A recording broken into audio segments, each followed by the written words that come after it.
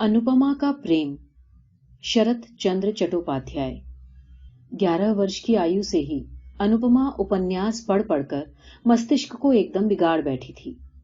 वो समझती थी कि मनुष्य के हृदय में जितना प्रेम, जितनी माधुरी, जितनी शोभा, जितना सौंदर्य, जितनी तृष्णा है, सब छानबीन कर, साफ कर उसने अपने मस्तिष्क के भीतर जमा कर रखी है। मनुष्य स्वभाव, मनुष्य चरित्र उसका नख दर्पण हो गया है। संसार में उसके लिए सीखने योग्य वस्तु और कोई है ही नहीं। वो सब कुछ जान चुकी है, सब कुछ सीख चुकी है। सतित्व की ज्योति को वो जिस प्रकार देख सकती है, प्रणय की महिमा को वो जिस प्रकार समझ सकती है, संसार में और भी कोई उस जैसा समझदार नहीं है। अनुपमा इस बात पर किसी भी तरह विश्वास नहीं कर पाती। अनु ने सोचा, वो एक माधवी लता है जिसमें मंजरियां आ रही हैं। इस अवस्था में किसी शाखा की सहायता लिए बिना उसकी मंजरियां किसी भी तरह प्रफुल्लित होकर विकसित नहीं हो सकती। इसलिए ढूंढ खोज कर एक नवीन व्यक्ति को सहयोगी की तरह उसने मनोनीत कर लिया और 2-4 दिन में ही उसे मन, प्राण, जीवन, यौवन सब कुछ दे डाला। मन ही मन देने अथवा लेने का सबको समान अधिकार है, परंतु ग्रहण करने से पूर्व सहयोगी को भी आवश्यकता होती है। यहीं आकर माधवी लता कुछ विपत्ति में पड़ गई। नवीन नीरोध कांत को वो किस तरह जताए कि वो उसकी माधवी लता है, विकसित होने के लिए वो खड़ी हुई है। उसे आश्रय न देने पर इसी समय मंजरियों के पुष्पों के साथ वो पृथ्वी पर लोटती पोटती प्राण त्याग देगी। परंतु सहयोगी उसे न जान सका। न जानने पर भी अनुमान का प्रेम उत्तरोत्तर वृद्धि पाने लगा। अमृत में विष, सुख में दुख, प्रणय में विच्छेद चिर प्रसिद्ध हैं। 2-4 दिन में ही अनुपमा विरह व्यथा से जर्जर शरीर होकर मन ही मन बोली, स्वामी, तुम मुझे ग्रहण करो या न करो, बदले में प्यार दो या न दो, मैं तुम्हारी चिर दासी हूं। प्राण चले जाएं ये स्वीकार है, परंतु तुम्हें किसी प्रकार भी मैं न छोड़ूंगी। इस जन्म में न पा सकूं तो अगले जन्म में अवश्य पाऊंगी। तब देखोगे कि सती साध्वी की क्षुब्ध भुजाओं में कितना बल है।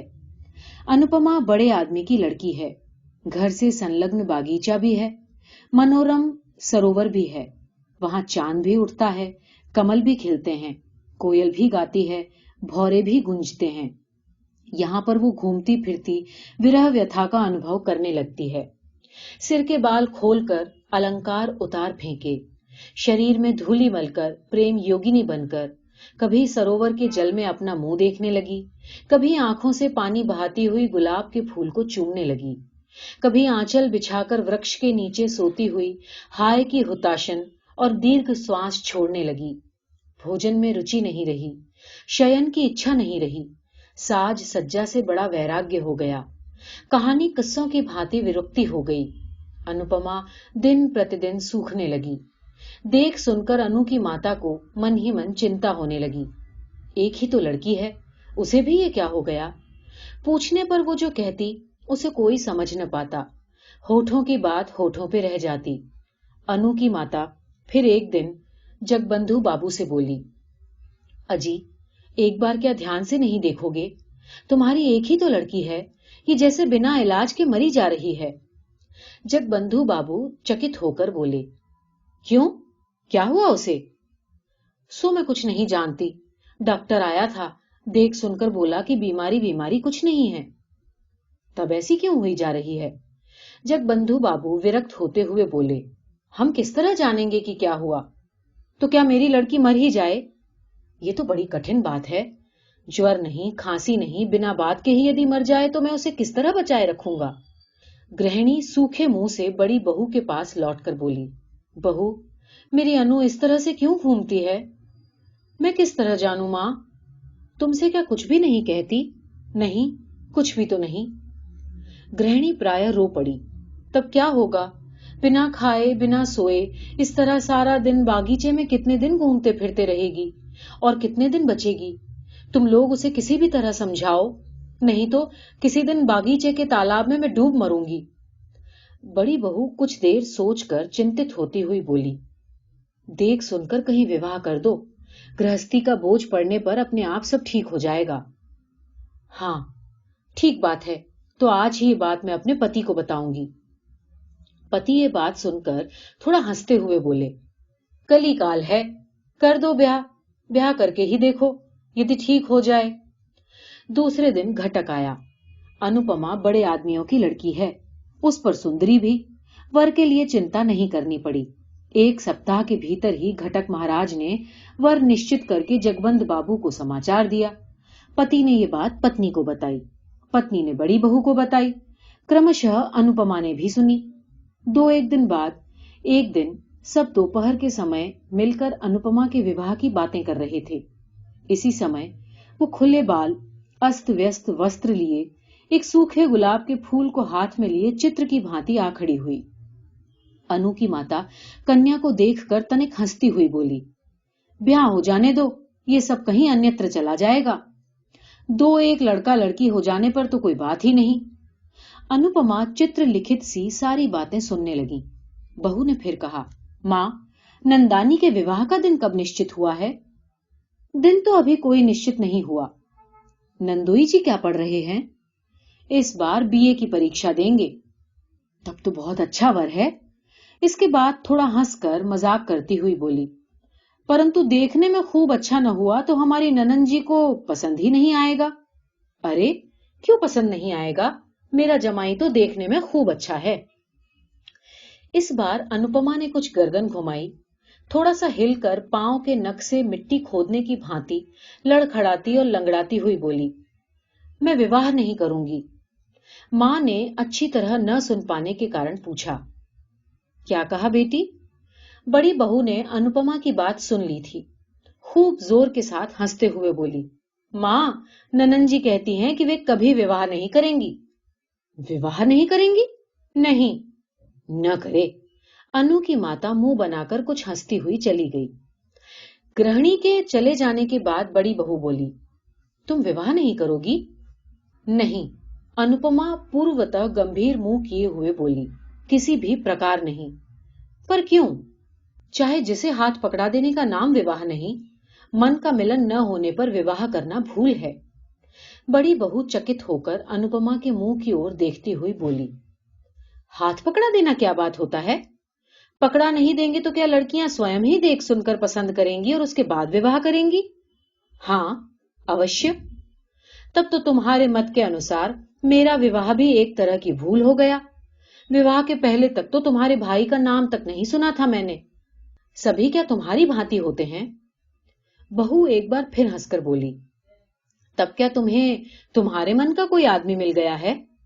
अनुपमा बड़ी बहू के हास्य विद्रूप से चिढ़कर अपने मुंह को चौगुना गंभीर करते हुए बोली, भाभी, मजाक क्यों कर रही हो?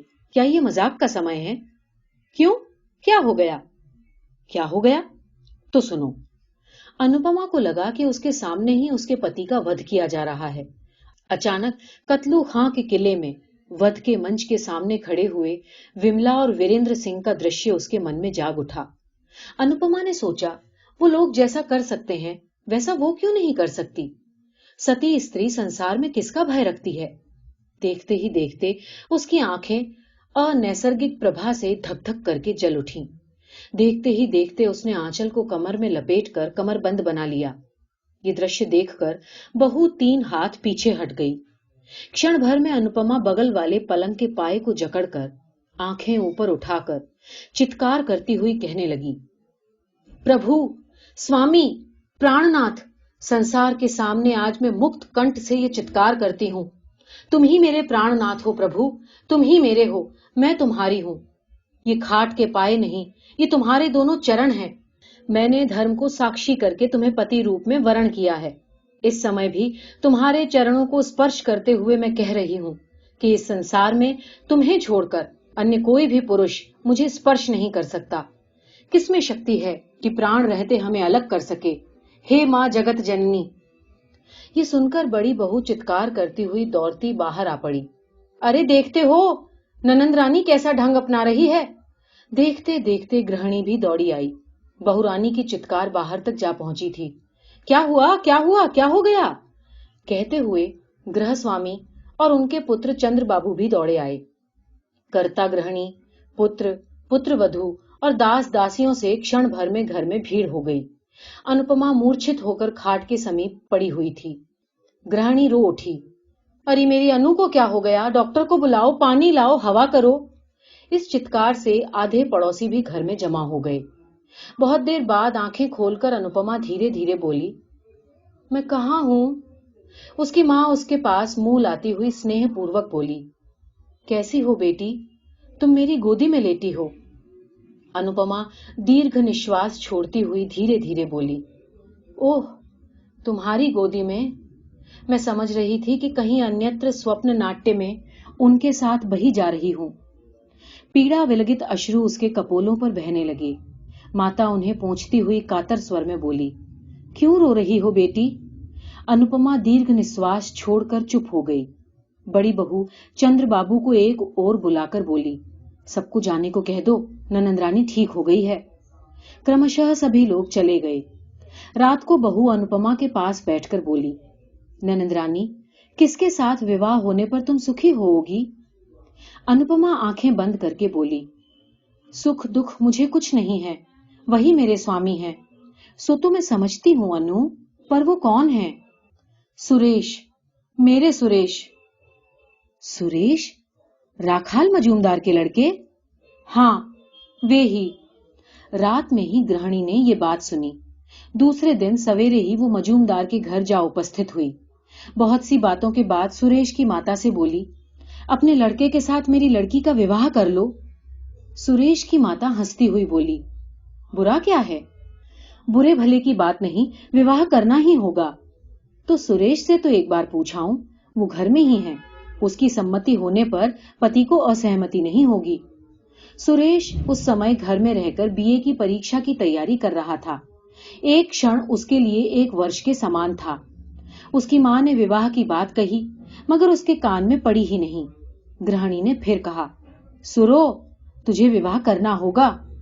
सुरेश ने मुंह उठाकर कहा, हाँ, वो तो होगा ही, परंतु अभी क्यों?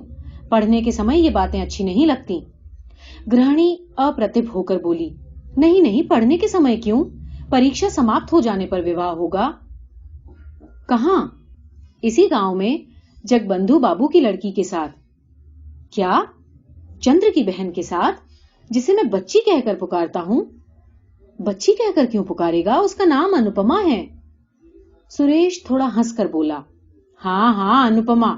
दुर, वो तो बड़ी कुत्सित है। कुत्सित कैसे? वो तो देखने में बहुत अच्छी है। हाँ, भले ही देखने में अच्छी है, पर एक ही जगह ससुराल और पिता का घर होना मुझे अच्छा नहीं लगता। क्यों? उसमें और क्या दोष है? दोष की बात का कोई मतलब नहीं। तुम इस समय जाओ मां, मैं थोड़ा पढ़ लूं। इस समय कुछ भी नहीं होगा। सुरेश की माता लौट कर आकर बोली, सुरो तो एक ही गांव में किसी भी प्रकार विवाह नहीं करना चाहता। क्यों भला? सो तो मैं नहीं जानती। अनु की मां मजूमदार की गृहिणी का हाथ पकड़कर कातर भाव से बोली, ये नहीं होगा बहन, ये विवाह तो तुम्हें करना ही पड़ेगा।